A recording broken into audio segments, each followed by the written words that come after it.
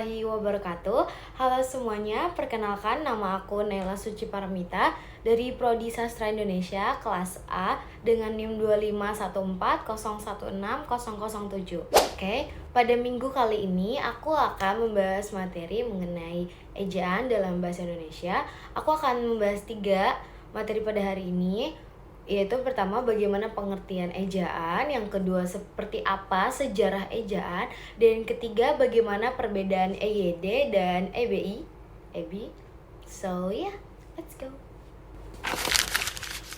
Oke, pengertian ejaan dalam bahasa Indonesia. Ejaan merupakan aturan tentang penggunaan huruf, tanda baca, penulisan kosakata dan bentukan kata, penulisan unsur serapan, afiksasi, dan kosakata asing dalam suatu kalimat. Fauzi, Rohman, dan Rijal menyatakan bahwa ejaan merupakan suatu perlambangan fonem dengan menggunakan huruf. Lambang tersebut disebut dengan huruf. Perlambangan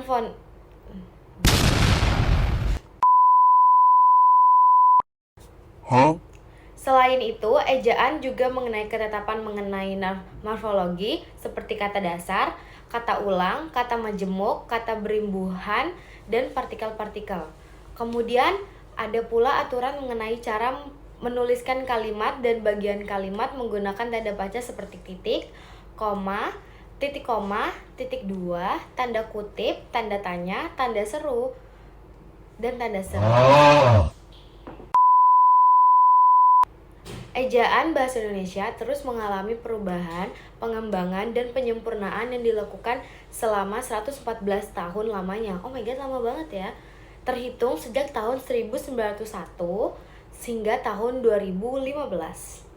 Menurut Rohmansyah, ejaan berfungsi sebagai landasan pembakuan tata bahasa, kosakata, dan persitilahan, serta alat penyaring masuknya unsur-unsur bahasa lain ke dalam bahasa Indonesia. Selain itu, Mijanti menyatakan bahwa pelestarian bahasa Indonesia perlu dilakukan agar kedudukan bahasa Indonesia sebagai identitas bangsa Indonesia semakin mantap.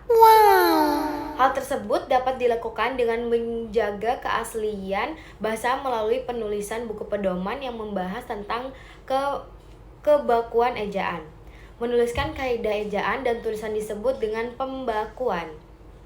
Masyarakat Indonesia dengan beragam dialek membutuhkan bahasa standar yang dapat digunakan oleh seluruh lapisan masyarakat. Adanya bahasa standar dari pembakuan juga dapat membuat bahasa Indonesia menjadi mudah digunakan dalam dunia pendidikan.